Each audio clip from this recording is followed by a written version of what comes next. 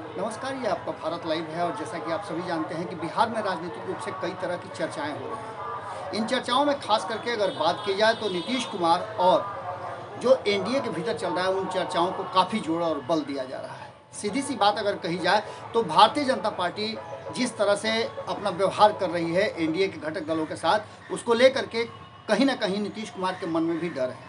और ख़ास करके जब 24 सीटों के एमएलसी के चुनाव की घोषणा हो गई है, उसकी तारीखों की घोषणा हो गई है, नामांकन भी दाखिल किए जाने लगे हैं, उन सारी बातों के बाद अब एक अलग तरह की बात सामने आ गई है। और सबसे बड़ी बात है कि बोचहा जो सीट का उपचुनाव होना है उसकी घोषणा के बाद तो और ज़्यादा एनडीए के भीतर में घमासान मचा हुआ है। खास करके अगर बात की जाए तो इस घमासान को कहीं ना कहीं अब नीतीश कुमार भी अपने हिसाब से देखना चाह रहे हैं। इतना ही नहीं है, नीतीश कुमार को लेकर के भी भारतीय जनता पार्टी के कई नेताओं की तरफ से जो बयान आ रहे हैं उन बयानों को भी कहा जाए तो नीतीश कुमार बर्दाश्त नहीं कर पा रहे हैं। उन्होंने सदन के दौरान ही भारतीय जनता पार्टी के शीर्ष नेतृत्व को ये बातें कही थी कि जिस तरह की बातें की जा रही हैं और जिस तरह का बयान दिया जा रहा है भारतीय जनता पार्टी की तरफ से वो सरासर गलत है।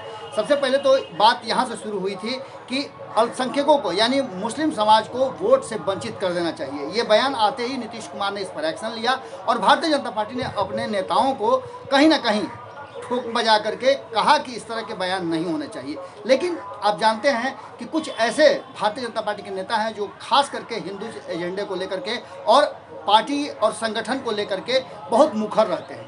अब इन सब बयानों के बाद जिस तरह से भिड़ंत हो गई है एनडीए के भीतर में, उसके बाद से नीतीश कुमार ने सीधी तौर पे अब एक बड़ी चेतावनी जो है वो कहीं ना कहीं भारतीय जनता पार्टी को दे दी है। और इस चेतावनी के बाद जो चीज़ें सामने आ रही हैं वो साफ दर्शा रही हैं कि कहीं ना कहीं मामला गड़बड़ होता नजर आ रहा है।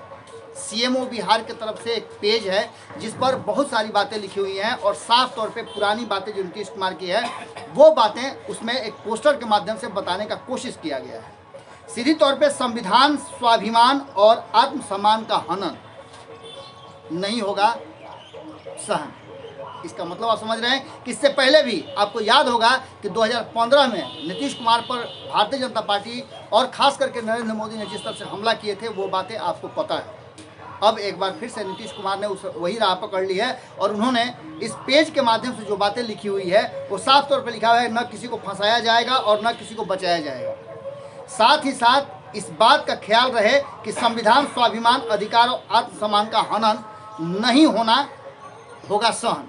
इसका मतलब आप समझ रहे हैं कि नीतीश कुमार ने स्पष्ट संदेश दे दिया है कि यदि भारतीय जनता पार्टी सब कुछ ठीक ठाक नहीं रहता है तो वो अपना रास्ता बदल सकते हैं और इसके लिए उन्होंने भारतीय जनता पार्टी को सीधा संदेश दे दिया है। अब देखने वाली बात होगी कि भारतीय जनता पार्टी इस पर क्या एक्शन लेती है। हालांकि कई बार भारतीय जनता पार्टी ने एक्शन लेने की बात की, लेकिन भारतीय जनता पार्टी के नेता हैं कि मानने के लिए तैयार नहीं है। नीतीश कुमार को आप जानते ही हैं कि कभी भी किसी भी समय रात से सुबह होगी और सब कुछ बदला हुआ नजर आएगा।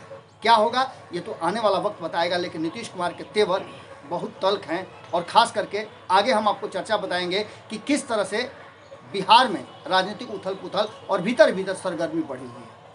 भारत लाइव पर खबरों का सिलसिला लगातार जारी है। बहुत बहुत धन्यवाद। अगर ये वीडियो पसंद आई और वह बिहार के राजनीति और बिहारियत से सरोकार रखेनी तो सब्सक्राइब बटन दबा के चैनल के सब्सक्राइब कर ली। ओजे एगो घंटी बा, ओकरा बटन दबा देला से कुल सटीक और मारक खबर रुआ मुफ्त में मिल जाई। अगर रुआ पत्रकारिता के हमनी के नया प्रयोग में सहयोग कर चाहतानी तो ज्वाइन बटन दबा दी। पेटीएम नंबर नोट कर ली 9386816700। धन्यवाद।